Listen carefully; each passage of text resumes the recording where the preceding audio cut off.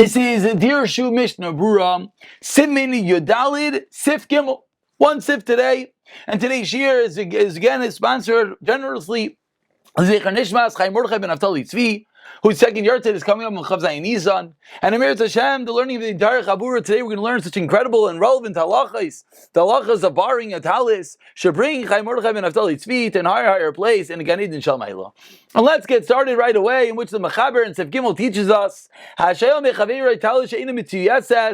someone borrows from his friend a talis. A talis, a four-corner garment that does not have tzitzis strings.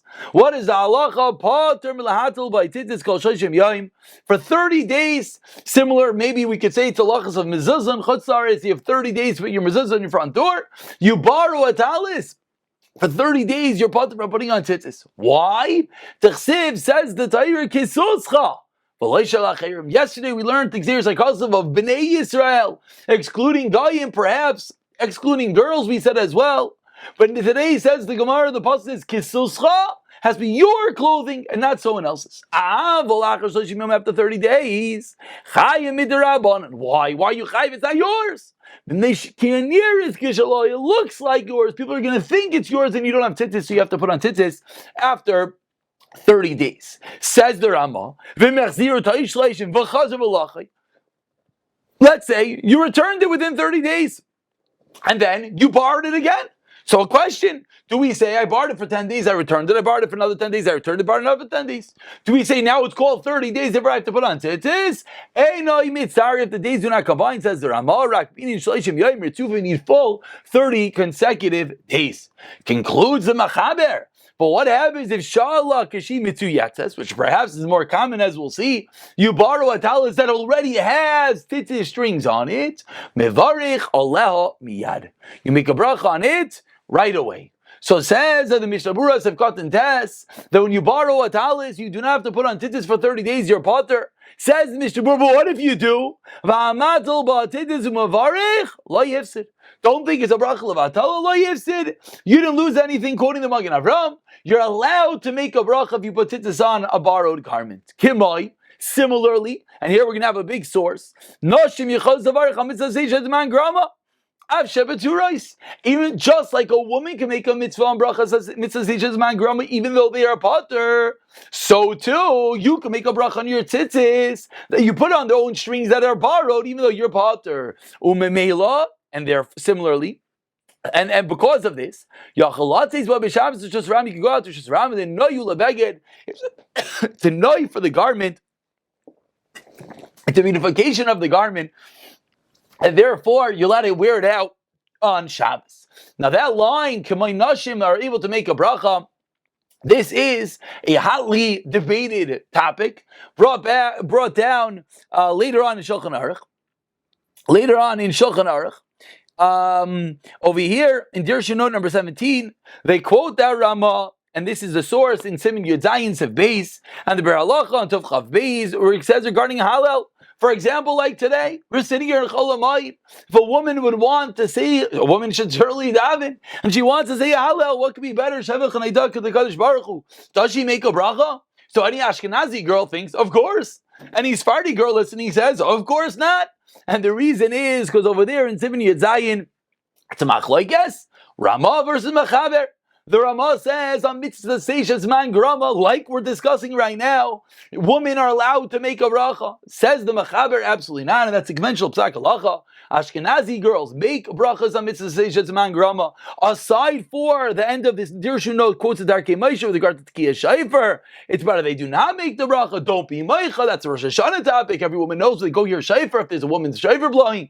Usually women do not make the bracha. Sometimes they do. That's that Darkei Moshe there in Tavkov Peites. But with regard to regular mitzvah seishes man grama, for example, Halal, Ashkenazi girls based on that Ramah and Simin Yud Zayin Sef Beis make the bracha, Sephardi girls do not, and that's the same halacha that we are seeing by us with regard to these tzitzis. If you put on a borrowed garment, the Ramah would hold you're allowed to make the bracha, which is what the Mishnah Berurah is quoting. Hamevarich lo yifsid.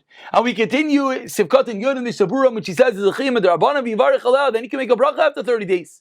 V'saycher, and if you rent a talis tinik yishel like a borrower, shemakirchem v'tetzim minachais, ubeiter matasich kasav schirs v'safklet. He's not sure about renting. Mevarich aleh.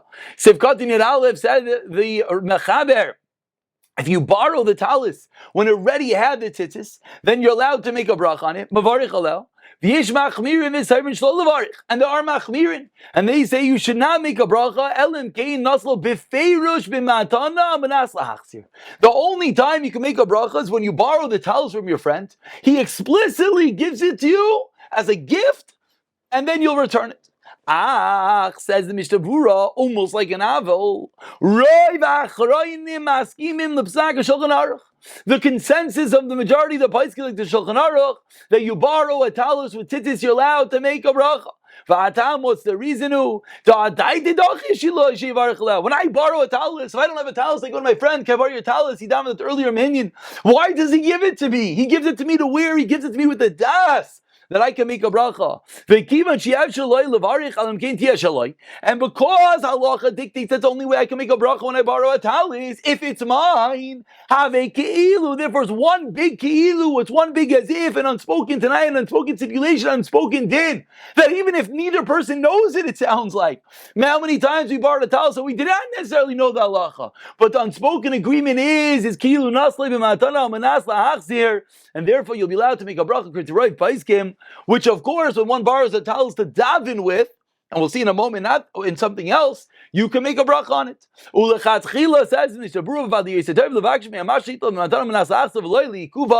It's best to say explicitly that you're taking it as a matana and condition to return it, but it's not likuva, it does not hold back. Says Mishnah Berurah, that you're buying a talis like our conventional talisim. Let's say someone has a four-cornered toga, and you're borrowing that, and it has tzitzis on it. Only because it's open up. It's not made as a garment of tzitzis. Have this out four corners, so you put tzitzis on it. And that's, in that case, it would not apply the stomach that you borrowed it to make a bracha. Therefore, you should not make a bracha. Here it is. You borrowed a talis ken aliyah, or time for the amid, or to dochen. She'enai ela misham kavod. You don't need to wear that talis for any of the three aforementioned items. For dochening, for davening for the amud, for getting an aliyah. Since you don't need to, it's only oifen of kavod. It's an honor to the tzibur to wear a talis. Therefore, ein mevarchen Allah if you do not make a bracha. Why? Therefore, why? Because he only gave it to you to wear, but not that you should be kind to it. There are those that argue it's related to Chol Gam Nevarcha. In all cases, you make a bracha, and as everyone knows, the conventional understanding is usually when you're borrowing a talis, just for the sake of getting an aliyah down to the amud, you do not make a bracha. Have intent to not to be kainek. So everyone agreed don't make a bracha. Levad, except for, of course, as we spoke on the beginning, when you borrow a talis with the explicit intent that you want to be yoyt to the mitzvah, then of course don't have this in mind, because then you want to make a bracha as you're putting it on as your talis for damning. Says Mishnah Berurah, this is all with the talisim of a singular person. If there's an extra talis in shul that you're borrowing,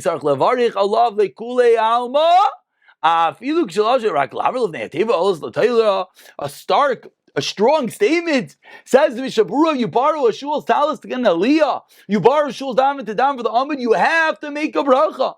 Misham, why? That's why they put it there, mitzchila. They put it there so that whoever has it, takes it, can make a bracha on it. And he says, look at the Be'er Halacha, and it's a massive Be'er Halacha, as you see over here. We're just going to point out the very important line that the Be'er Halacha says, and which we know, is that Lamaisa, the Be'er Halacha says, we're not sure, he's mistabik, if you borrow the talis just to wear for an aliyah, etc., you should make a bracha. And Rav Zalman, Alicha Shleiman, Gimel Yud Beis, and in Haram and Dalit over there says, when you're putting on your talis just to get an aliyah, etc., even if it's a talis of the shul, you do not make a bracha. Chaim Kanievsky says maybe the reason that it might not be kosher tzitzis, and I've actually seen in certain very chashiv shuls, where they do is they have a talis, and it's the Rav's talis that he donates to the shul. So then it has the din of a private talis. And then the first half of the Mishnah Berurah applies, that if it's a private talis that you're wearing just for an aliyah, you certainly don't make a bracha, and that would be a nice chumrah. And let's finish off. That says Mishnah Berurah, Sifkat in your base, that if you borrow with it tzitzis and you make a bracha miyad, ayin simin tapnon reish noches evelin lulav rim sham. Look over there, and the Pri Megadim over there. I apologize, I do not have the next paper. We'll just read it aloud. And from there, Nilchas Lulav, we learned to our case as well. You have to return it. You borrow it, make sure you give it back to him tomorrow before davening. So he has what to be yoy to himself.